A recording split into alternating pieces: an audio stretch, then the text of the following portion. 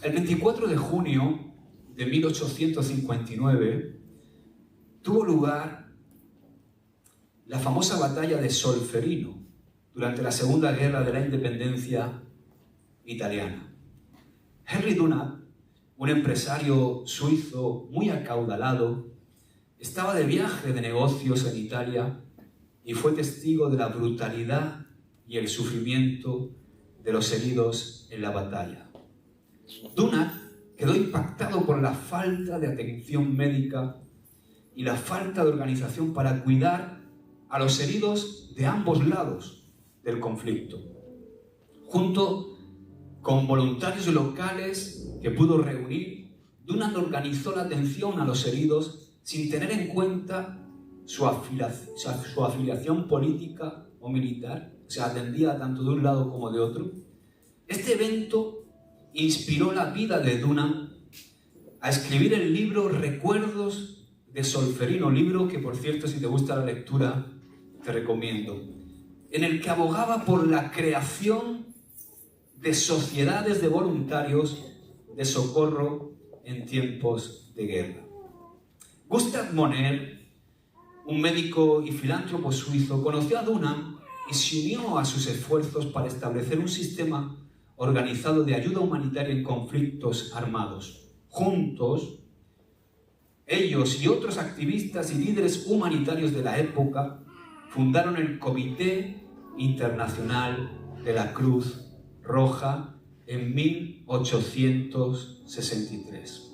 En 1864, en una conferencia diplomática en Ginebra, se adoptó la primera Convención de Ginebra, que establecía normas para el tratamiento humanitario de los heridos y enfermos en el campo de batalla. Además, se acordó que cada país debía establecer sociedades de socorro similares a la Cruz Roja en tiempos de paz, para que cuando surgiera el conflicto de guerra hubiera ayuda humanitaria. La Cruz Roja se basa en principios fundamentales como humanidad, imparcialidad, neutralidad, independencia, voluntariado, unidad y universalidad. A lo largo de los años, la Cruz Roja ha desempeñado un papel crucial en la prestación de asistencia humanitaria en situaciones de conflicto armado, desastres naturales y otras emergencias en el mundo, brindando atención médica, ayuda alimentaria y apoyo psicosocial. El Comité Internacional de la Cruz Roja y la Federación Internacional de Sociedades de la Cruz Roja continúan trabajando en estrecha colaboración para abordar las necesidades humanitarias en todo el mundo. Yo me pregunto, ¿no?, cuando leo estas historias de cómo se fundó y el origen de la Cruz Roja, ¿verdad? ¿Cuántos conocéis la Cruz Roja? Todos conocéis la Cruz Roja. ¿Qué hace o qué impulsa a un burgués suizo acomodado, multimillonario, y podríamos decir, que por casualidad está en un viaje de negocios en Italia y es testigo de esta conocida batalla de Solferino en la guerra de la independencia italiana?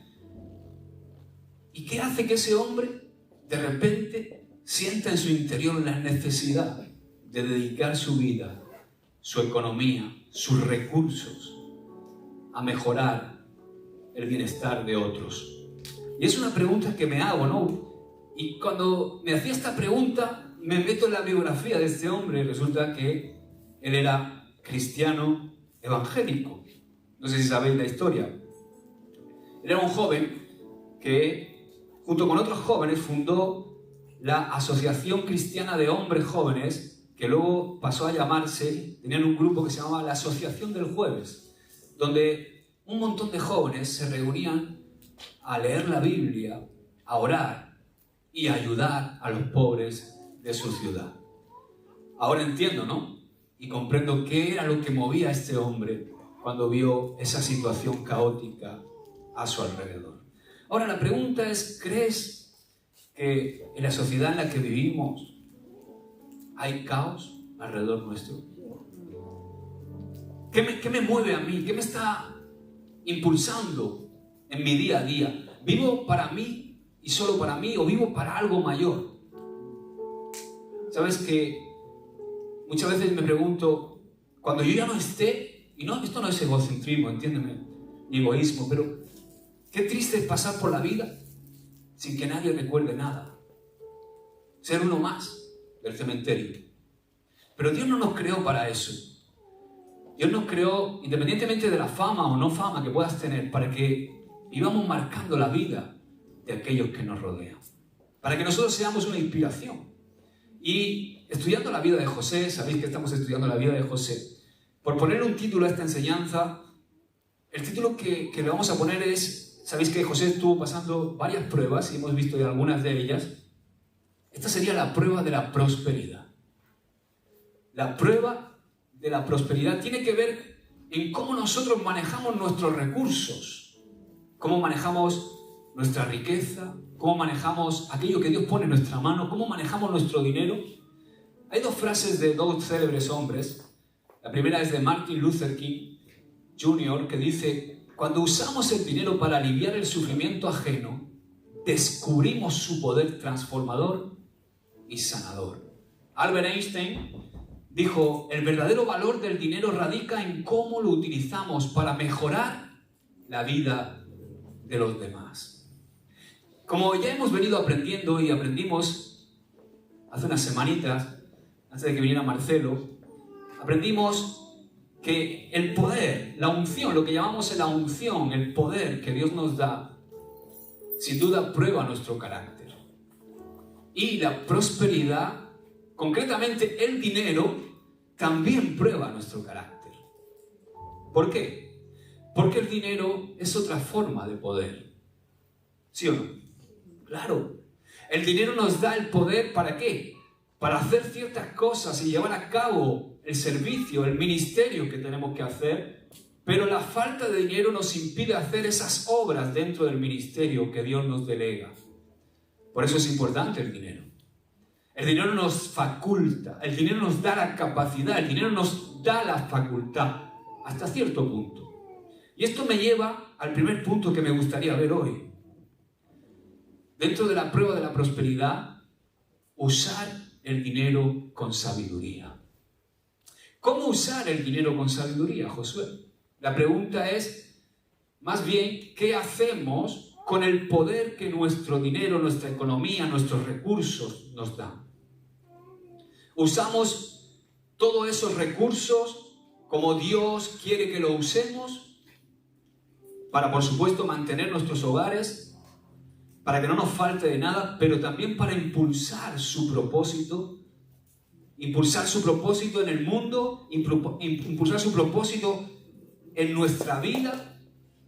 ¿Lo usamos para servir también a los demás? ¿O simplemente vivimos para nosotros mismos o derrochando de una manera insensata? O peor aún, incluso hay muchos que derrochan de una manera dañina. Hace poco, esta semana, estaba hablando con un chico que está en graves problemas. Si tiene un buen trabajo, vive solo y gana un buen sueldo, pero tiene problemas económicos. ¿Por qué? Porque está enganchado a los salones de juego. Está utilizando, yo le decía, estás utilizando los recursos que Dios pone en tus manos de una manera necia y dañina. Porque no solamente estás derrochando y malgastando, sino que te estás haciendo daño, estás destruyendo tu vida porque estás cayendo en una adicción. Y dale gracias a Dios que no tienes familia, que eres un joven aún. Imagínate si esto te pasa con una familia y resulta que te has gastado todo el dinero en 2 semanas que deberías emplear para comprar alimento para tu familia o para ayudar a tus hijos a tener un mejor futuro. Entonces, esta es la prueba de la prosperidad. Y cada uno de nosotros vamos a ser probados en esta área. Todos. Y por cierto, vamos a estar pasando esta prueba siempre. Mientras vivamos en la tierra vamos a estar pasando esta prueba, porque mientras que estemos aquí en la tierra vamos a necesitar cosas materiales para sobrevivir y para llevar a cabo lo que Dios quiere que hagamos. Todos necesitamos comida, todos necesitamos un lugar donde vivir, todos necesitamos ropa, todos necesitamos un medio de transporte, ¿verdad? Y el dinero es solamente algo que tú y yo usamos para intercambiarlo por esas cosas que necesitamos para poder vivir. Y a lo mejor me están mirando y dicen, qué poco espiritual estás hoy, ¿no, pastor? Bueno, si tú eres muy espiritual para preocuparte por las cosas materiales, solamente te insto a que vivas sin comida, sin ropa, por un tiempo. A ver qué tal te va. Verás que rápido vas a descubrir que, aunque el dinero no te puede dar la felicidad, como dicen, la falta de dinero sin duda nos va a causar muchos problemas. Hoy día va a ser complicado vivir.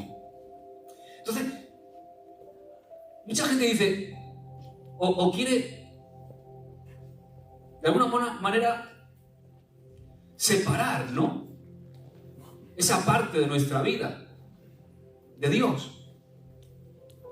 Pero no puedes separar eso. Con todo lo que te acabo de explicar, tienes que entender que esa es precisamente la razón por la cual Dios está tan interesado en la forma en la que nosotros administramos nuestros recursos, nuestra riqueza, nuestro dinero. Entonces, Dios lleva a cabo su propósito en la tierra. ¿Cómo lleva Dios su propósito en la tierra? A través de la administración que nosotros, sus hijos, hacemos de los recursos y del dinero y de la riqueza que Él nos provee a nosotros. Y tú puedes decir, bueno, a mí Dios no me provee nada, soy yo trabajando. ¿Verdad? Hay muchos que piensan, ¿yo? ¿Qué provee? Yo me lo merezco, yo me pego 8 horas o 9 horas trabajando todos los días. Sí, pero Dios es el que te dio la vida. Dios es el que te sustenta, el que te da la salud. Dios es el que te provee el trabajo, el que abre puertas de trabajo en tu vida. Si no entiendes eso, no entiendes el principio de la sabiduría. Porque Dios es el que más sirve. Si Dios dejara de servir un solo instante en el mundo desaparecería.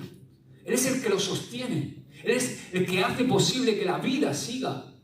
Él es el que hace posible que la tierra se mueva en ese movimiento de traslación y de rotación a la velocidad exacta para que no perezcamos. Él es el que hace salir el sol todas las mañanas. Él es el que tiene todo bajo su control. Y esa es la base de la fe. O sea, no hay fe si no crees eso. Entonces, Dios quiere que, por supuesto, en su soberana voluntad, que la gente tenga alimento. Dios quiere que la gente esté provista. Dios quiere que en nuestra vida no haya escasez, que tengamos lo suficiente y que haya en sobremanera también para poder ayudar a otros. Por eso Dios usa gente que le ama y que está dispuesta para distribuir los recursos que Dios pone en sus manos. Nosotros no podemos ser hombres y mujeres de la cofradía del puño cerrado. Tenemos que ser hombres y mujeres de manos abiertas, donde Dios va depositando lo que Él quiere poner en nuestra vida y nosotros lo administramos, pero siempre tenemos la mano abierta. Nosotros administramos y disfrutamos todo lo que Dios nos da, pero con una mano abierta. Ese es el corazón que Dios quiere que tengamos. Él quiere usarnos para distribuir la riqueza, el dinero, los recursos, para cubrir las necesidades de la tierra. Así fue en un principio. Por eso me da mucha bronca cuando oigo siempre esa famosa coletilla. ¿Por qué hay hambre en el mundo? La culpa es de Dios, que no hace nada. Hay hambre en el mundo por la mala administración que el ser humano hace de los recursos. Solamente con los kilos de comida que en los países desarrollados se tiran, habría para cubrir las necesidades de hambre de todo el planeta 3 veces. Entonces, no es culpa de Dios, es culpa del ser humano en su administración. Es culpa del egoísmo. Es culpa de buscar vivir para uno mismo. Hay gente que no se conforma, ¿verdad? Ahora, Dios está en una búsqueda. Dios está buscando continuamente a aquellos hijos suyos que saben administrar los recursos, el dinero, que saben administrar todo eso, la riqueza que Dios pone en nuestras manos con sabiduría. Aquellos que administran todos esos recursos, dinero, riqueza, según sus principios.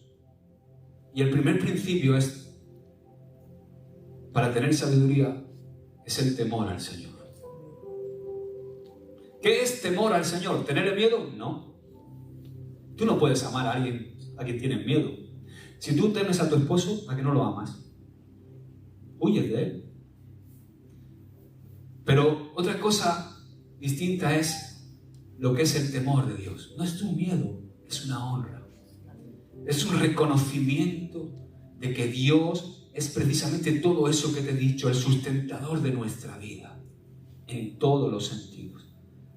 Entonces, nosotros tenemos, como hijos de Dios, que aprender a vivir en ese temor de Dios y a administrar todos los recursos que Dios nos da bajo sus principios. ¿Sabes? El sistema de este mundo que nos rodea es fallido, ha fallado. Es egoísta y crea escasez, crea desigualdad, pero en el reino de Dios existen otros principios que tú y yo debemos saber. Entonces, Dios está en esa búsqueda. Dios está buscando personas que administren bajo sus principios para poder llevar a cabo su obra. No solamente en nuestras vidas, vernos felices, que no nos falta de nada, sino para poder llevar a cabo su obra en el mundo. Y sabes, leyendo la historia de José, Dios encontró en José una persona así. Vamos a leer Génesis 41, verso 2 en adelante. Ahí vamos a encontrar el relato. Este es el famoso relato de los sueños de Faraón. Dice, y que del río, o sea, está ya hablando del sueño, y que del río subían 7 vacas hermosas a la vista, y muy gordas, y pacían en el prado. Y que tras ellas subían del río otras 7 vacas de feo aspecto y enjutas de carne, o sea, estaban delgadísimas, y se pararon cerca de las vacas hermosas a la orilla del río. Y que las vacas de feo aspecto y enjutas de carne devoraban a las 7 vacas hermosas y muy gordas, y despertó Faraón. ¿Seguimos? Se durmió de nuevo y soñó la segunda vez que 7 espigas llenas y hermosas crecían de una sola caña, y que después de ellas salían otras 7 espigas menudas y abatidas del viento solano, y las 7 espigas menudas devoraban a las 7 espigas gruesas y llenas, y despertó Faraón, y he aquí que era un sueño. Seguimos. Ahora después seguimos con esta historia. O sea, lo que me llama la atención es que de repente Faraón tiene este sueño y sucede algo en él. Él se despierta una vez, cuando sueña con las vacas, se vuelve a dormir y sueña con las espigas. Entonces Faraón sabe perfectamente que estos sueños eran significativos. No eran unos sueños cualquiera, no era el típico sueño que tienes por la noche cuando te has hinchado pizza por la noche, no. Era un sueño significativo. Por eso Faraón se turba en su corazón. Y entonces Faraón, al estar turbado por estos sueños, inmediatamente empezó a buscar desesperadamente a alguien que pudiera interpretar el significado de sus sueños. Y no encontró en su corte nadie que pudiera interpretar los sueños. Ningún sabio de su corte pudo interpretar los sueños de Faraón. Ahora, vamos a seguir leyendo la historia desde el verso 25. ¿Te parece? Mira. Faraón no encuentra a nadie que le interprete los sueños y entonces llaman a José, sabéis que lo sacan de la prisión, y se presenta delante de Faraón. Entonces dice el versículo 25, entonces respondió José a Faraón, el sueño de Faraón es uno mismo. Dios ha mostrado a Faraón lo que va a hacer. Las 7 vacas hermosas 7 años son, y las espigas hermosas son 7 años. El sueño es uno mismo. También las 7 vacas flacas y feas que subían tras ellas son 7 años, y las 7 espigas menudas y marchitas del viento solano, 7 años serán de hambre. ¿De qué? De hambre. Esto es lo que respondo a Faraón. Lo que Dios va a hacer, lo ha mostrado a Faraón. He aquí vienen 7 años de gran abundancia en toda la tierra de Egipto, y tras ellos seguirán 7 años de hambre, y toda la abundancia será olvidada en la tierra de Egipto, y el hambre consumirá la tierra. Y aquella abundancia no se echará de ver a causa del hambre siguiente, la cual será gravísima. Y el suceder el sueño a Faraón 2 veces significa que la cosa es firme de parte de Dios y que Dios se apresura a hacerla. Por tanto, provéase ahora a Faraón de un varón prudente y sabio y póngalo sobre la tierra de Egipto. Haga esto, Faraón, y ponga gobernadores sobre el país y quinte la tierra de Egipto en los 7 años de abundancia. Y junten toda la provisión de estos buenos años que vienen y recojan el trigo bajo la mano de Faraón para mantenimiento de las ciudades y guárdenlo. Y esté aquella provisión en depósito para el país para los 7 años de hambre que habrá en la tierra de Egipto, y el país no perecerá de hambre. ¡Wow! O sea, José, ahí en el relato que acabo de leer, le dice 2 veces: Dios ha mostrado a Faraón lo que él va a hacer. O sea, fue Dios quien mostró estos sueños a Faraón. Dios tenía un propósito al darle estos sueños a Faraón. El propósito era el de bendecir, el de proveer, el de librar a Egipto del hambre. Ese era el propósito que Dios tenía.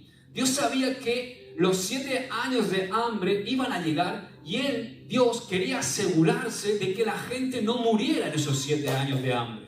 Por eso Dios le muestra a Faraón lo que está a punto de suceder en los próximos 14 años. Pero había algo más que Dios estaba tratando de hacer. Había un propósito en todo esto.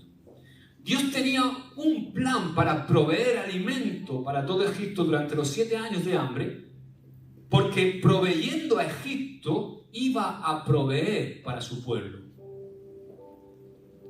Todos sabéis que los hermanos de José, junto con su padre Jacob, también iban a ser afectados por este hambre. Y ahí estaba el remanente de Dios. O sea que Dios tenía claro que, supliendo la necesidad de Egipto, iba a suplir la necesidad también de su remanente, de su pueblo, del pueblo que era el pueblo de la promesa. Entonces, Dios tenía que tener a alguien que fuera obediente, alguien que le obedeciera en el área de la administración, alguien que fuera un buen administrador, un buen mayordomo del dinero, de los recursos, de la riqueza, y esa persona era José. ¿Por qué? Porque José comprendía los principios de Dios acerca del manejo de la riqueza, del manejo de los recursos, del manejo de las finanzas. José era un siervo fiel. Por eso él, cuando interpreta el sueño, no se limita a interpretar el sueño, sino que también ofrece esa sabiduría que había en él a Faraón. Vamos a seguir leyendo. Bueno, hemos leído ya hasta el verso 36. Ahora vamos a seguir leyendo. Pero resulta que quiero que entiendas esto, ¿no? Dios tenía un plan para asegurarse de que hubiera suficiente alimento para todos cuando llegaran los años de hambre. Pero su plan, el plan de Dios, podría haber fallado en manos de alguien que no supiera cómo administrar todos esos recursos con sabiduría. Dios no podía escoger a alguien que no le permitiera ser el primero a él en su vida. Dios no podía escoger a alguien que no le permitiera a él, a Dios, ser el primero en sus decisiones, o que fuera un hombre cuya economía fuera un desorden. Dios no puede usar a una persona que en su manejo de todos los recursos y administración de su hogar, de sus recursos, de su dinero, de su economía, es un desorden total, que no tiene orden. No puede utilizar a personas así Dios. Dios no podía escoger a alguien que fuera un malgastador, o alguien que no supiera cómo ahorrar, o un descerebrado, caprichoso, comprador compulsivo, que vea algo en internet y se lo compra sin pensar si puede o no puede. Lo quiero. El iPhone 15. Hay gente así. Tú te ríes porque a lo mejor el iPhone no te llama la atención, pero hay otras cosas que te llaman la atención. Si Dios hubiera escogido a alguien así, alguien malgastador, caprichoso, se mueren de hambre antes de que lleguen los 7 años de hambre. Dios está buscando a alguien y Él sigue buscando. Y Él buscó en ese momento, ahí en Egipto, buscó a alguien que fuera un buen siervo. Alguien que supiera cómo administrar las cosas materiales según los principios de Dios. Mira que tienes a la... Tenemos que aprender a administrar nuestros recursos según los principios de Dios. Esa es la prueba de la prosperidad. ¿Cómo manejamos los recursos que Dios nos da? Y fue una parte enorme del propósito y del destino de José. La pregunta para José en esta historia era: ¿podría José administrar la riqueza de esos años de abundancia como Dios quería que lo hiciera? Y del mismo modo, la prueba de la prosperidad es una parte enorme de nuestro propósito, del destino que Dios tiene con cada uno de nosotros. Hasta que tú y yo no seamos hallados fieles en el área de administrar nuestro dinero, nuestros recursos, nuestra riqueza, hasta que no seamos hallados fieles en la administración, no vamos a poder entrar al propósito como Dios desea, porque los planes de Dios para nosotros siempre incluyen llevar nuestra bendición y provisión a otros, a los demás. No existe en el reino vivir para uno solo. Y esto, si no puedes decir amén, di ay. O sea, nos guste o no, se necesita dinero. Se necesitan recursos para llevar a cabo la obra de Dios. Se necesita dinero y riqueza para cubrir la necesidad de la gente que sufre, para poder llevar el evangelio alrededor del mundo. ¿Sí o no? Aún yendo de lo macro a lo micro, lo nuestro, se necesita dinero para abrir este local. Todos los domingos y los martes. Se necesita dinero para llevar a cabo la obra misionera en Bolivia, como vimos la semana pasada con Marcelo, el pastor Marcelo aquí. Se necesita dinero para sustentar la radio y seguir predicando el evangelio 24 horas al día a más de 30 naciones que estamos llegando. Y también se necesita dinero para también sustentar nuestra familia, nuestros hogares. O sea, necesitamos dinero y riqueza para cubrir todas esas necesidades. Y también para cubrir a nuestras familias. Ahora, yo he descubierto esto y por esto te lo predico, porque han habido personas quizá más desordenadas que yo, más desastre que yo con esto de la economía, de mis recursos, de manejar las riquezas. Por eso Dios me dio una economista, sin carrera, pero una economista, y a mi lado. Ahora que ya he aprendido más que ella, Ahí estamos. Yo he aprendido esto: cuando tú y yo caminamos bajo los principios de la administración de Dios, nunca faltan recursos, porque Dios siempre provee para su propósito. Dios nos dará todo lo que necesitamos para cumplir el propósito que Él tiene con nuestra vida. Para su propósito jamás va a faltar. Él siempre cumple. Él siempre llega a tiempo. Él siempre suple todas las necesidades. Mientras que tú y yo estemos centrados en hacer su voluntad, en caminar bajo su cobertura, en obedecer sus principios, en hacer caso de su palabra, mientras que tú y yo camines en obediencia a Dios, hay provisión para ti. La pregunta es: ¿puede Dios confiar en que tú y yo vamos a manejar sabiamente la riqueza, los recursos, el dinero que Dios pone en nuestras manos? ¿O vamos a ser unos derrochadores que quizá usamos todos esos recursos en gastos absurdos o egoístas? No me malentiendas, Dios quiere que tengamos nuestros caprichos también. Dios nos conoce, Él es un padre. Igual que yo quiero darle caprichos a mis hijos, lo que no le doy es tonterías. Pero Dios quiere que aquellas cosas que te gustan las tengas. Él no está en contra de eso. Quiero que entiendas el principio hoy. No estoy hablando de eso. No estoy hablando de no querer prosperar, de no querer tener más. Gloria a Dios. Eso es bueno. Eso es algo que Dios ha puesto en nuestra genética espiritual, en nuestro ADN, en cómo nos ha hecho. Porque Él es un Dios todopoderoso y nosotros somos hechos a imagen de Dios. Tenemos que prosperar. Es bueno. Yo siempre hablo que tenemos que vivir en ese contentamiento y al mismo tiempo ese equilibrio entre el contentamiento, estar contentos y agradecidos con Dios, pero al mismo tiempo tener un anhelo de mejorar. Agradecido y contento, pero mejorando. Amén. Pero la pregunta es esta: ¿puede confiar Dios en nosotros para manejar todos los recursos que pone en nuestras manos? ¿O somos unos derrochadores que usamos los recursos solamente para tontería o gastos superfluos o de una manera egoísta, malgastando el dinero? En eso es lo que consiste la prueba de la prosperidad que te estoy predicando hoy. Y quizás tú puedes estar ahí, mirándome, y dices, pero si yo nunca tengo dinero, si siempre voy así, y no tengo un chavo. ¿Se entiende, no, lo del chavo? Si parece que, pastor, que siempre estoy en la ruina. ¿Cómo, pastor, me estás diciendo que yo tengo que pasar la prueba de la prosperidad si no tengo un duro? No tengo un euro.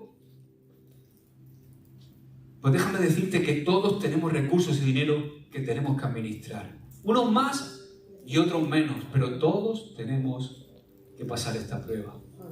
Porque cada vez que recibimos nuestro salario, estamos siendo probados en esta área. Cada vez que recibimos un dinero quizás extra, ¿cuántos alguna vez habéis recibido dinero extra? ¿No? Alguien ha venido y te ha dado algo, o te ha dado una ofrenda que no esperabas, o te ha dado, yo qué sé, o te has encontrado 5 euros en el bolsillo de un pantalón que te pusiste cuando hizo la comunión tu primo. Y tú, hacía 20 años que no me ponía el pantalón, me lo he puesto y había 5 euros en el bolsillo. Qué gusto da, ¿eh? ¿Da gusto o no? A mí me pasó una vez con una chaqueta. Estábamos, Ruth y yo, en el peor momento de la crisis financiera más grande que hemos pasado. Un momento que no había recursos ni había nada. Lo que había ganas de agradar a Dios, eso sí, y de hacer su voluntad. Y una mañana me levanto y empiezo a orar, Señor, ¿qué hago? No puedo llegar a fin de mes. Ayúdame. Y entonces, pues, no me ayudó. Pero al día siguiente, o yo sentí que no me ayudó. Eso que te vas como diciendo, ¿me has escuchado? No te que ¿no? Pero bueno. Y al día siguiente llego y teníamos una boda y decíamos, madre, una boda. ¿Cómo voy yo a una boda si no tengo ni para llegar a final de mes? Sin trabajo yo, estábamos ya casi un año sin trabajo. Y después de quebrar, bueno, algún día os contaré la historia, ¿no? Como quebramos la última empresa y estábamos fatal. Y entonces me digo, bueno, vamos a ver dónde están los trajes. Y una boda, ya tuve un traje, yo veo un traje y me sale sarpullido, ¿no? Porque por mi trabajo he tenido que llevar traje muchos años. Cuando yo trabajé en Telefónica Móviles, tenía que ir siempre de traje. Por eso lo tengo tan... Y no me gusta, ¿no? Era obligación, además en verano. Aquí no hace calor en Murcia. Y entonces voy a coger los trajes, me pongo el traje, ese traje que cuando yo tenía la empresa, uy, pues todavía me queda, ¿no? Ya he cogido unos quiricos, pero esto está bien, está. Hago así, digo, uy, esto que llevo aquí, ¿esto qué es? Meto la mano, saco, uy, un sobre. Abro 400 euros. Yo no me acordaba ni que había metido eso ahí, pero ¿qué hacen esos 400 euros ahí? Claro, eran 400 euros cuando yo tenía la empresa, que 400 euros lo que yo me echaba para pasar el día. Y digo, wow, 400 euros, cariño, tenemos para ir a la boda. Pero ahí fui probado. En ese dinero extra que nos llega, ¿tú sabes los pensamientos que se te pasan por la cabeza? Hoy me puedo permitir capricho esto, hoy 400 euros, hoy me dan ganas de gastármelo en las zapatillas esas que quiero, en los pantalones que quiero, en los zapatos. No. Eso es extra, hijo, eso es la oración tuya de ayer, está respondida. Pero ahora tú tienes que honrarme a mí. Y no quiero que lo hagas de una manera legalista, obligado. Quiero que lo hagas por amor, porque me amas y porque me reconoces, porque reconoces que yo soy el que te sustenta, el que siempre llega a tiempo. Amén. Entonces ahí eres probado. Siempre somos probados, tengamos más o tengamos menos. Amén. Incluso si vives de las ayudas del gobierno o estás en el paro, tienes que pasar la prueba de la prosperidad cada vez que recibes la ayuda del Banco de Alimentos. O tu subsidio de desempleo. Ahí está siendo probado. ¿Saben? Jesús vio cómo la gente daba sus ofrendas en el templo, incluyendo a la viuda que solamente tenía 2 blancas, 2 moneditas pequeñas. Entonces es inevitable, vamos a ser probados en la manera en que nosotros manejamos el dinero, los recursos que llegan a nuestras manos. Y déjame decirte algo, en España tenemos recursos que en otros lugares del mundo no tienen. Tenemos Tenemos recursos que en otros lugares no tienen, y aquí tenemos hermanos que han pasado mucha necesidad en sus países y han tenido que emigrar de su tierra amada para estar aquí buscando un futuro. Y saben de lo que hablo. Y esto me lleva al segundo punto que quiero comentar hoy. Quiero que sepas que pasamos la prueba de la prosperidad a diario. Sé que probablemente has escuchado esto antes, pero vale la pena repetirlo. España es una nación próspera. Pese al desastroso gobierno que tenemos, pese a los otros gobiernos que hemos tenido y que también han sido un desastre, no sé cómo vamos a estar, como sigamos así dentro de unos años, pero de momento, España es una nación próspera. En lo material, la gente en España tiene abundancia. Lo que vivimos en España es abundancia. Todos aquellos que estamos viviendo en España pasamos la prueba de la prosperidad a diario. ¿Por qué te digo esto? Porque aquí en España tenemos tanta prosperidad y tanta abundancia que yo me di cuenta, ¿saben en qué me di cuenta? En nuestras oraciones. O sea, nosotros oramos pidiéndole a Dios cosas que en otros lugares del mundo jamás han soñado tener. Señor, dame una PlayStation 5, por favor. No sé, por ejemplo, hay una anécdota que te quiero contar que leí en un libro que casi me parto de risa. El hombre la cuenta, es su propia anécdota, y la cuenta con vergüenza, pero cómo él entendió algo en ese momento. Es un gran hombre de Dios, gran escritor y también evangelista. Y fíjate que él es un evangelista americano, y llega en una campaña de evangelismo y estaba predicando en un país centroafricano, más de 5.000 personas escuchándole, y él en ese momento está compartiendo la palabra, y mientras predica empieza a hablar de la prueba que tuvo que atravesar, un sufrimiento enorme que tuvieron que atravesar él y su esposa, recién casados en la ciudad de Houston, Texas, porque no tenían 2 coches.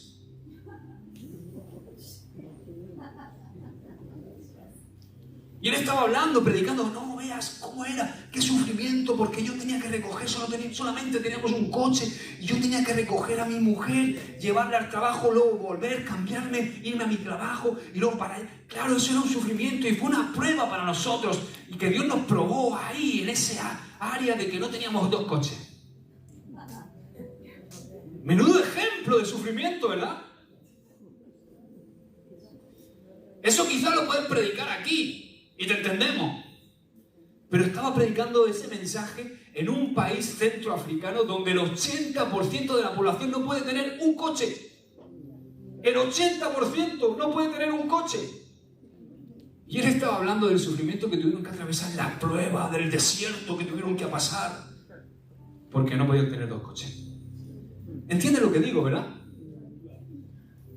Muchas veces no tenemos ni idea, ni la menor idea en absoluto, de la forma en que viven quizá otras personas. Entonces, en España, lo queramos reconocer o no, vivimos en una burbuja de prosperidad y abundancia. Y no tenemos ni idea de lo bendecidos que somos en realidad. Por eso te digo que vivimos la prueba de la prosperidad diario. Se nos ha confiado una gran riqueza material en este país. Ahora, la pregunta es, ¿qué estamos haciendo con esa riqueza? ¿Qué hacemos con todos los recursos que tenemos en nuestras manos? Y no solamente hablo de dinero, porque hay muchos más recursos que son parte de esta nación, que están a nuestra disposición y de los cuales tenemos que rendir cuentas. ¿Qué estamos haciendo con todos esos recursos? ¿Qué hace un joven que no quiere estudiar con el recurso que tiene en este país para hacerlo? ¿Qué hace un joven que tiene en este país educación gratuita para formarse y ser un hombre de bien y tener un futuro? ¿Cómo administra eso? ¿Qué hace un joven que no quiere estudiar con los recursos que tiene para hacerlo? Esta semana veíamos una noticia por la mañana, estaba Ruth conmigo, de esta mujer.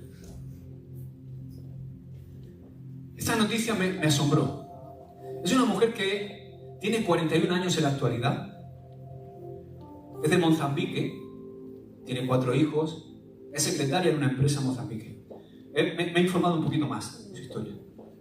En la noticia salió porque estaban recordando el problema que hay en ciertos países africanos sobre las minas antipersonas. No sé si sabéis cuáles son las minas antipersonas.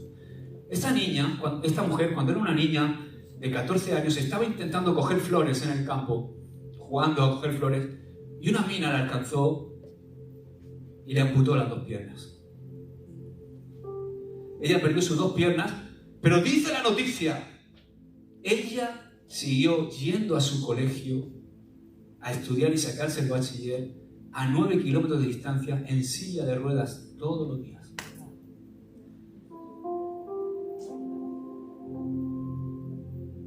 Y luego hay veces que a tu hijo no los puedes levantar por la mañana para que vayan a estudiar. ¿Verdad? Que tienes que estar luchando con ellos. Y ellos tienen el privilegio, tienen la riqueza, tienen los recursos. ¿Qué están haciendo con esos recursos? Quizás no hace falta esto, ¿no? No quiera Dios. Dios quiere que despertemos también para saber usar los recursos que Dios pone. La riqueza que Dios pone en este país a nuestra disposición para poder hacernos hombres y mujeres de bien. Buenos administradores de lo que Dios nos da.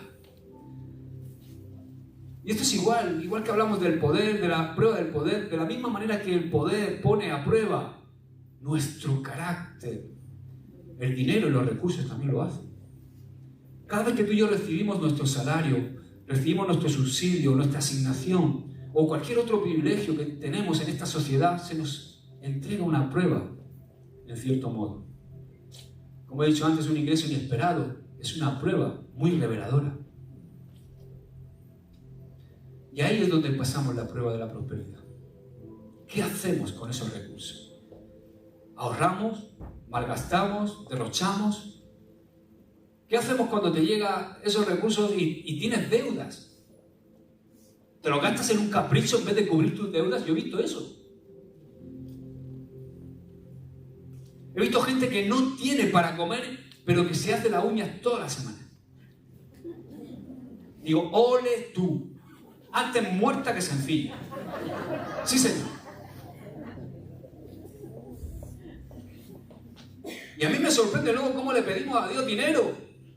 Señor, mándame dinero, quiero economía, quiero recursos, quiero riqueza. Pero cuando llega a nuestras manos, resulta que luego no somos fieles en hacer lo que Dios quiere que hagamos con el dinero. Y yo me pregunto, ¿por qué Dios va a seguir sorprendiéndonos con ingresos extras si no somos fieles? Hay un principio que se llama mayordomía. Y yo te voy a poner un ejemplo para que lo entiendas muy fácil. Y he puesto ahí en la presentación mayordomía. Bienvenido a la empresa de Dios. Jesús dijo muy pequeño en el templo a su madre cuando lo encontraron en el templo después de 3 días buscándolo. ¿Qué hace Jesús? ¿Dónde estaba? Menudo susto nos ha pegado. Dice, en los negocios de mi Padre me es necesario estar. Así que no te sorprendas si te digo que Dios tiene una empresa. Una empresa es algo que se hace con el fin de obtener algo. Y Dios tiene un fin, un propósito, que es salvar al ser humano. Salvar al mundo que está perdido. Entonces tú y yo estamos en esa empresa. ¿Has recibido al Señor en tu corazón? ¿Cuántos? Amén. ¿Estás contratado? Además estás indefinido. No estás ni a prueba. Tú y yo estamos en la empresa de Dios. Y tenemos que ser mayordomos. Porque Él va a distribuir todos los ministerios, las áreas donde tenemos que servir, los recursos que necesitamos para que nosotros llevemos a cabo su empresa. Y te voy a poner un ejemplo muy rápido. Algunos lo habéis oído ya.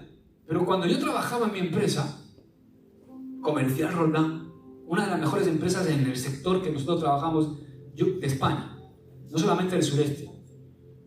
Y yo recuerdo que en esa empresa, es una empresa que sabe hacer muy bien las cosas. Entonces, ellos me contratan, y cuando me contratan, el primer día llego ahí, hola, buenas, aquí tienes esto, mira, tu tablet, tu iPad, tu iPhone, las llaves de tu coche, tu catálogo, tus herramientas, aquí tienes la tarjeta para que eche gasolina. Ahora, hacer clientes y a vender. Entonces, ¿qué pasa? Que yo tomaba toda esa provisión y ese iPad era mi iPad. ¿Por qué? Porque lo usaba para trabajar y ya era pastor yo y lo usaba también para predicar y lo usaba para hacer mi... Era mi iPad. El iPhone era mi iPhone. Con el número de la empresa, para trabajar en la empresa, pero ¿quién lo disfrutaba? Yo. Era mi teléfono. El coche. ¿El coche de quién era? De la empresa, pero ¿quién lo disfrutaba? Yo. Íbamos a todos lados en nuestro coche nuevo. Cada 6 meses uno nuevo. La tarjeta de gasolina. ¿Quién la disfrutaba? Con fidelidad. Con fidelidad, sí, pero el fin de semana depósito lleno. Y mi jefe, dale. Ahora, mi jefe me proveía todas esas cosas para que yo llevara a cabo una empresa, para que yo vendiera sus productos, para que yo alcanzara el fin por el cual la empresa se había constituido. Y mientras que yo era fiel en administrar todo lo que él me daba y en cumplir mis objetivos, no había ningún problema. Entonces, mi jefe me llamaba, Josué, dime Juan, tienes que pasarte por aquí el martes que viene, que tienes que entregar el coche. Ah, vale, ok, muy bien, vale. Tú imagínate que me llama Juan, Josué, que tienes que venir aquí el martes a entregar el coche. Digo, no, el coche es mío.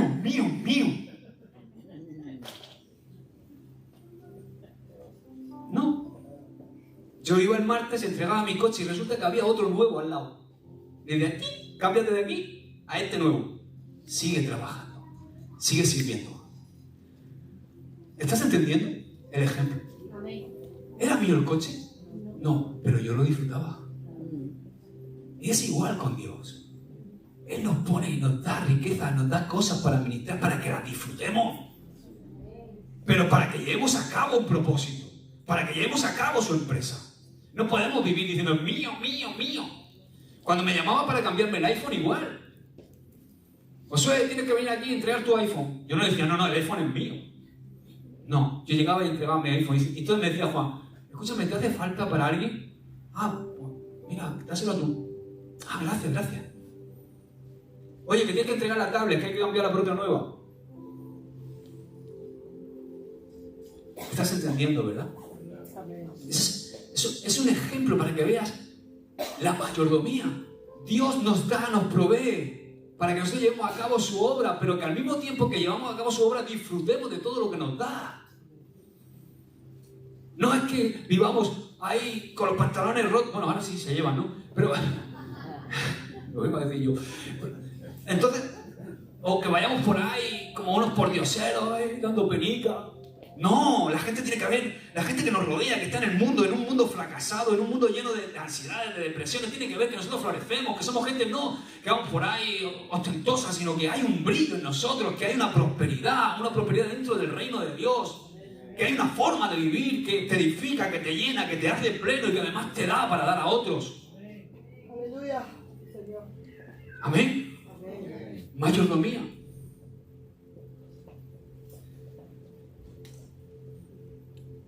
Por eso el dinero pone a prueba a toda persona. Tenga mucho, tenga poco. Mateo 6:21 Jesús dijo algo.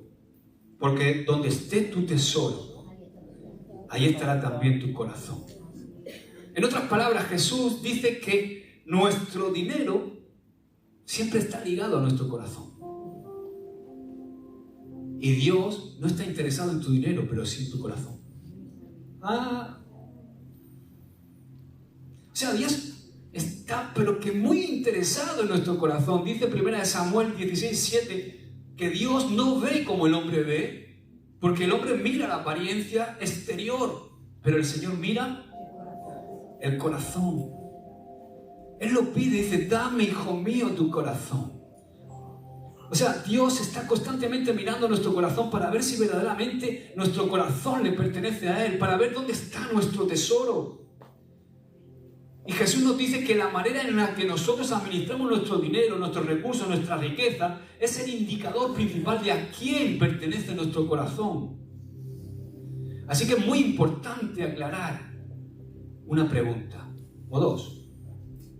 ¿Qué está ocupando el primer lugar en nuestro corazón? ¿Es Dios quien está en el primer lugar de nuestro corazón? ¿Es el dinero, la riqueza, los recursos? ¿El dinero te controla a ti o tú controlas al dinero? ¿Cuál es la raíz de todos los males? ¿Es el dinero? No, es el amor al dinero. El dinero no es ningún problema. Es amar al dinero más que a Dios. Y eso me lleva al tercer y último punto de hoy. Y escúchame, esta es la clave para que tú y yo podamos administrar todos los recursos que Dios nos da con sabiduría. Permite que Dios sea primero.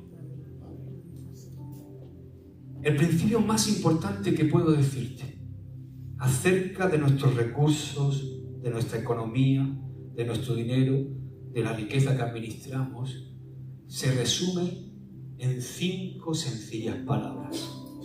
Permite que Dios sea primero. ¿Cómo? Tú permites que Dios sea primero en tu vida cuando lo honras por encima de todo y de todas las cosas. La Biblia dice en Proverbios 3:9, honra al Señor con tus bienes y con las primicias de todos tus frutos. ¿Con qué? Con las primicias. La pregunta es, ¿estoy honrando a Dios con las primicias de mis fuerzas, de mis recursos, de mis finanzas, de mi dinero? ¿Lo estoy honrando realmente con las primicias? Porque las finanzas son solamente una forma en la que tú y yo podemos demostrar, de alguna manera, aunque no podemos demostrarle nada a Dios, pero de alguna manera poder demostrar a Dios y hacerle saber a Dios que Él es el primero en nuestra vida. Fíjate, José honró a Dios y permitió que Dios fuera el primero en todo lo que tenía. ¿Por qué sé esto? Fijaos la forma de proceder de José. José honró a Dios hasta cuando le puso nombre a sus hijos.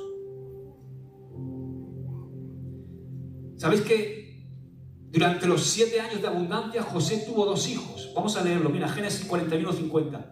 Y nacieron a José 2 hijos antes que viniese el primer año de hambre, los cuales le dio a luz a Senat, que era su esposa, que era hija de Potifera, sacerdote de On.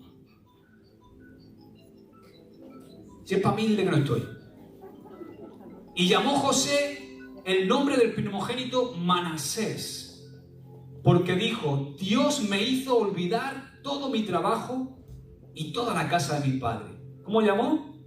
Manasés. Y llamó el nombre del segundo Efraín, porque dijo, Dios me hizo fructificar en la tierra de mi aflicción. O sea, el nombre de Manasés significa olvidar y el nombre de Efraín significa fructífero. Pero a lo que yo voy es que fijaos que José dice acerca de los nombres de sus 2 hijos, lo primero que dice es Dios. ¿Quién? Dios. Dios me ha hecho olvidar. Dios me ha hecho ser fecundo, ser fructífero. O sea, José reconoció que era Dios quien lo había hecho olvidar los problemas y que fue Dios quien lo había hecho fructificar en medio de la tierra de Egipto. Y de eso se trata la honra a Dios. Se trata de reconocer a Dios en todo. ¿A qué no va a llevar cuidado los chicos, las parejitas jóvenes? Cuando tengáis un hijo, vais a llevar cuidado por poner el nombre también, ¿verdad? No le pongas cualquier nombre. No te estoy diciendo que sea bíblico, pero por lo menos que tenga un buen significado, ¿no? Una vez yo fui a recoger a mi hermano Jonathan del colegio y me quedé impactado, ¿no? Estaba yo buscando a mi hermano Jonathan, que que ahora enorme, ¿no? Todos conocéis a Jonathan. Pero era pequeñito, yo iba a buscarlo, a recogerlo al colegio, y un día sale y veo a mi hermano Jonathan, y entonces veo una madre que se pone aquí a mi lado y empieza a llamar a su hija, ¡Jezabel! ¡Jezabel! Y digo yo, no puede ser. ¿Has puesto Jezabel a tu hija? Dios mío.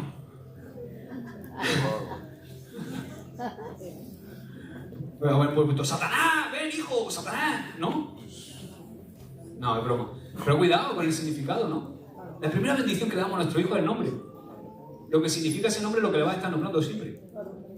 El significado de ese nombre. Dolores. Angustia.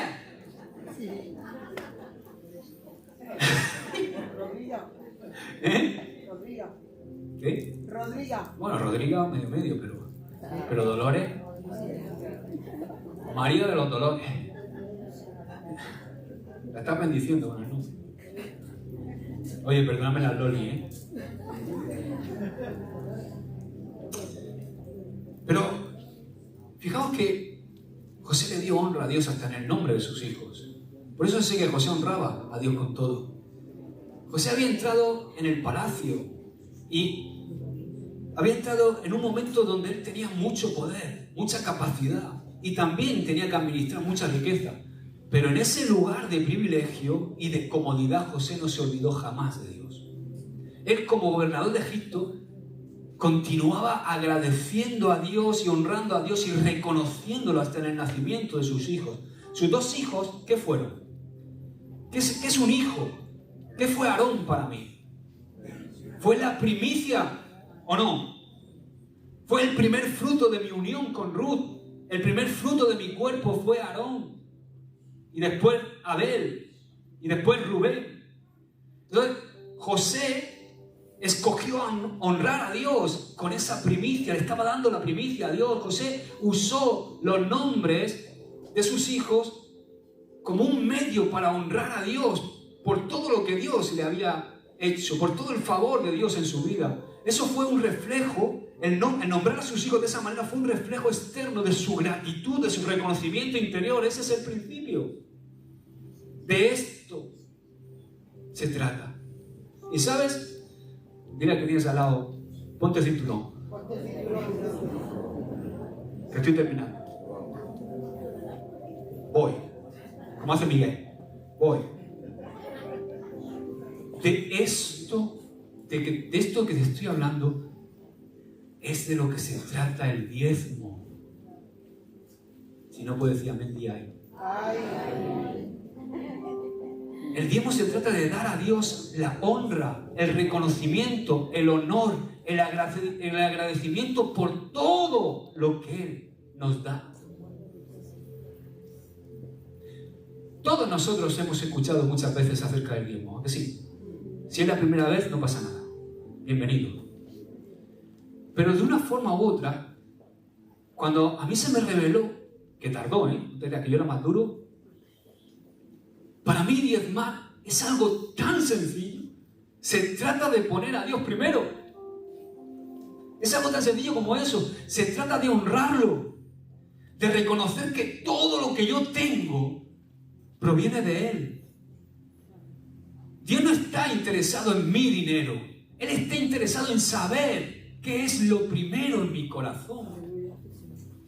Es por eso por lo que Dios está interesado en las primicias, en el principio de las primicias y en los primogénitos, porque Dios quiere ver qué es lo primero en nuestro corazón. ¿Te has parado a pensar? Muchos sabéis esto, pero ¿por qué Dios aceptó la ofrenda de Abel y no aceptó la de Caín? Abel era ganadero y ofreció su ofrenda. Caín era agricultor y ofreció su ofrenda. ¿Qué fue la diferencia? ¿Cuál fue la diferencia? Mira, vamos a ver, en Génesis 4, 3, 5 dice: y aconteció andando el tiempo que Caín trajo, ¿qué trajo? Del fruto de la tierra una ofrenda a Jehová. Y Abel trajo también de los primogénitos. O sea, Caín trajo algo de lo que había cosechado, pero Abel trajo de los primogénitos de sus sus ovejas, de las primicias de sus ovejas, de lo más gordo de ellas, y miró Jehová con agrado a Abel y a su ofrenda. Y dice el 5, pero no miró con agrado a Caín y a la ofrenda suya, y se ensañó Caín en gran manera y decayó su semblante. ¿Por qué? Porque la ofrenda de Abel era el primogénito, era la primicia, por eso agradó al Señor. Pero la ofrenda de Caín no era la primicia, por eso esa ofrenda no fue bendecida. ¿Os acordáis también cuando los israelitas acababan de entrar a la tierra prometida? Cuando conquistaron Jericó, ¿qué mandó Dios? Vamos a leerlo, Josué 6:19. Israel conquista Jericó y dice, instrucciones a Josué y a todo el pueblo de Israel, mas toda la plata y el oro y los utensilios de bronce y de hierro sean consagrados a Jehová y entren en el tesoro de Jehová. ¿Por qué? Porque la primera ciudad que tienen que conquistar para entrar a la tierra prometida, Dios les manda que le consagren todo a Él. Porque fue la primera ciudad que ellos conquistaron. Jericó era la primicia de la tierra prometida. Fijaos que Dios no les dijo, oye, conquistad 10 ciudades. Y cuando tengáis conquistadas 10 ciudades, entonces me dais una a mí. No. Cuando todo esté conquistado, entonces me dais algo a mí. No. Dios les manda darle todo lo de la primera ciudad a Él. Y después de que lo hicieran, Él dijo que entonces ellos se podían quedar los bienes de las demás ciudades. ¿Estás viendo el principio o no? Así funciona el principio de las primicias en nuestra vida. Dar lo primero a Dios hace que el resto sea bendecido. Cuando tú das lo primero a Dios, el resto está bendecido. Dios le dijo a los israelitas que si ellos tan solamente le honraban a Él con la primera ciudad, entonces les ayudaría a conquistar todas las demás ciudades. Pero ¿qué pasó? Todos sabéis el relato, ¿verdad? ¿Qué hizo Acán? Acán se quedó con parte de la plata de Jericó. Y los israelitas se dieron cuenta enseguida que Dios no estaba con ellos. ¿Por qué? Porque en lugar de tener la ayuda de Dios, ellos estaban solos y no fue bien en la siguiente batalla. Una ciudad mucho más pequeña, Hai, y fueron derrotados. Una ciudad mucho más fácil de conquistar que Jericó y no pudieron conquistarla. ¿Por qué? Por el pecado de Acán. Y hasta que no corrigieron esa situación que deshonraba a Dios, no pudieron conquistar ninguna otra ciudad. Lo pueden leer ahí en Josué 6, Josué 7, Josué 8. Así que el diezmo es bendito y consagrado a Dios antes de que tú y yo lo tomemos. Pero si lo tomamos se convierte, como dice ahí en la escritura, en anatema. Maldito. ¿Estás entendiendo? El diezmo es la primera parte, no la última. Así lo entiendo. Dios dijo que cuando vinieran a ofrecer sacrificio, cuando venían con los corderitos, con las ovejas, que los israelitas trajeran los primeros corderos de cada oveja. El primogénito era para el Señor. Dios nos dijo, oye, cuando una oveja haya ya parido 10, me dais uno. No. ¿Cuál era? El primero. ¿Por qué? ¿Sabes por qué? Porque se necesita fe para dar lo primero. Se necesita fe para dar el primer 10%, no el último 10%. Diezmar es el 10%, significa una décima parte. Diezmar se trata de dar la primera décima a Dios. Ahora, si yo le devuelvo a Dios el último 10% que me queda, en vez de darle el 10% primero, es como le estoy diciendo a Dios, tranquilo, Señor, pero cuando yo ya lo tenga todo cubierto, cuando yo ya tenga todo lo que necesito, entonces ya te honraré a ti, te voy a dar el diezmo. Si tengo suficiente dinero para todas mis necesidades, para cubrir todas las cosas que yo quiero cubrir este mes, entonces ya te obedezco y te doy el 10%. Eso se llama no primicia, eso se llama, yo lo he puesto así el nombre, ultimicia. Hay gente que vive bajo el principio de la primicia y hay otros que viven bajo el principio de la ultimicia. La ultimicia es cuando ya haya cubierto todo, si me queda algo te doy, Señor, si no, no. Vaya a ser que no llegue. eso es ni más ni menos que falta de fe. Eso no es honrar a Dios. ¿O sí? Porque al final dar el diezmo, quiero que entiendas que no es tanto... Si tú das el 10% y lo das al final, lo estás dando también. Estás honrando al Señor. Pero entiendes el principio de la primicia. De mostrar que Dios es lo primero en tu vida. Porque si vives constantemente en la ultimicia, algún mes te va a pillar el tren. Te hablo por experiencia, ¿eh? Señor, es que no llego. Padre, es que... Venga, voy a cuadrar todo, que no me falte el Disney Plus, que no me falte el Amazon Prime, que no me falten todos los canales de fútbol para ver todos los deportes. Tengo que ver el boxeo, el hockey, el billar, el fútbol, todo. Entonces, cuando tenga todo eso cubierto, si me queda tranquilo, que tiene el 10%.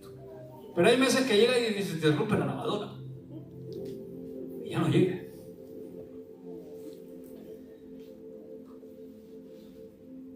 Cuando le damos a Dios el primer 10%, estamos dando un paso de fe, de confiar plenamente en Dios.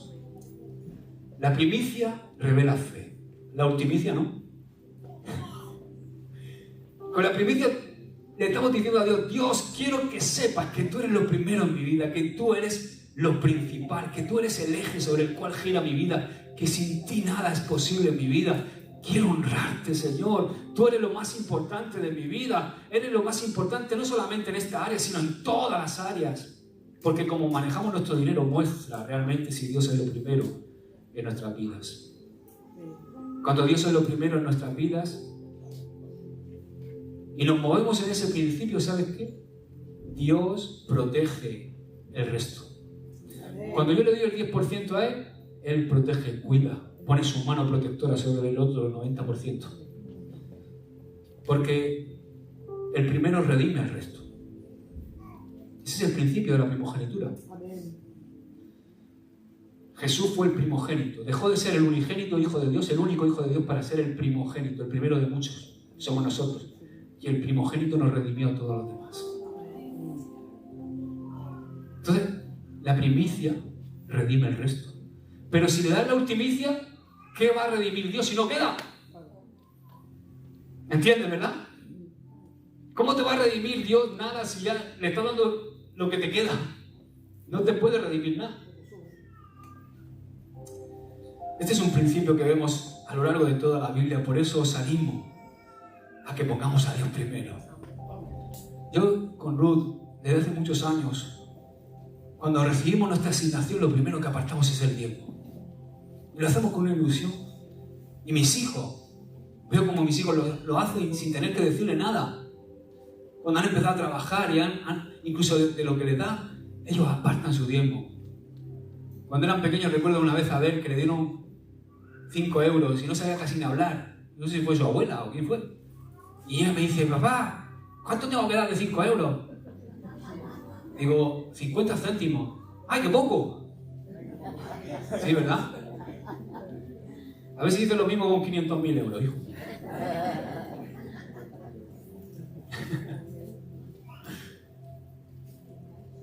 Por eso os animo, ¿no?, a que pongamos a Dios primero. Porque yo sé que tú quieres darle a Dios la primera parte, que tú quieres moverte en este principio, no darle a Dios lo último. Y por favor, de verdad, hermanos, esto no se trata de legalismo religioso, eso no se trata de hacerlo porque el pastor lo dice o porque incluso lo dice la Biblia, pero no tiene revelación. Dios no quiere que hagamos nada a la fuerza, ¿entiende esto? O sea, esto no se trata de que tú vayas a ir al cielo o no vayas a ir al cielo. Dios te ama igual, diezme o no diezme. Él no deja de amarte, ni tienes que entrar en condenación porque no diezma. Él te ama porque Él es amor y no se va a hacer otra cosa que amar. Te ama. Pero desde hace mucho tiempo que he decidido no solamente vivir en el amor de Dios, sino quiero vivir agradándole. Porque no es lo mismo que Dios nos ame que le agrademos. Yo amo a mis hijos. No pueden hacer nada para que no deje de amarlos. Los amo con locura. Pero ellos tienen la capacidad de agradarme, ¿no? Yo los amo, pero no siempre estoy agradado con ellos. Hay veces que me agradan y hay veces que no. Entiende, ¿verdad? Dios es igual. La relación que nosotros tenemos con Dios es de amor, no de abuso. Él no nos obliga, no nos subyuga, nos dio libre albedrío para decidir. Entiende que el diezmo no es legalismo religioso, el diezmo se trata de amor. De expresar amor, de expresar gratitud, de expresar honra a Dios, que es quien nos da todo. Es permitir que Dios sea el primero. Y este es el primer principio de la prueba de la prosperidad. Y ¿saben? Hay otros principios financieros y de economía que también son muy importantes y nosotros necesitamos entender todos esos principios, porque esos principios son fundamentales para nuestra vida, igual que lo fueron para la vida de José, para poder administrar las riquezas de Egipto. Y nosotros como José tenemos que entender el principio más importante, porque José permitió que Dios fuera el primero en todas las áreas de su vida y nosotros tenemos que hacer lo mismo. ¿Y sabe otra cosa que aprendió José? Otro principio que aprendió, él aprendió a esperar. La semana que viene vamos a seguir. Amén. Ponte de pie. Vamos a seguir con la prueba de la prosperidad. Bueno, a la siguiente. Padre, te damos gracias, Señor, por tu palabra. Bendecimos tu nombre, Señor. Yo como primero en esta casa, Señor, me humillo ante tu palabra y te pido perdón, Señor, si alguna vez no te agrado, Señor, o no te agradamos. Gracias por hablarnos. Gracias, Padre, recibimos tu palabra. Queremos vivirla. Señor, trae revelación a nuestro corazón. Que no hagamos las cosas, Señor, obligados o de mala gana, Señor. Que esto sea algo, Señor, que nace en lo más profundo de nuestro corazón. Que todo lo que hagamos esté motivado por ese sentimiento de deuda impagable que tenemos por todo lo que tú has hecho por nosotros, Señor. Gracias, Jesús. Gracias porque tú fuiste una ofrenda. En ti, Señor, se dan todas las ofrendas, todos los ejemplos. Gracias, Padre. Recibimos tu palabra, danos la fuerza para asimilarla, para meditarla y para vivirla, Señor. En el nombre de Jesús. Amén.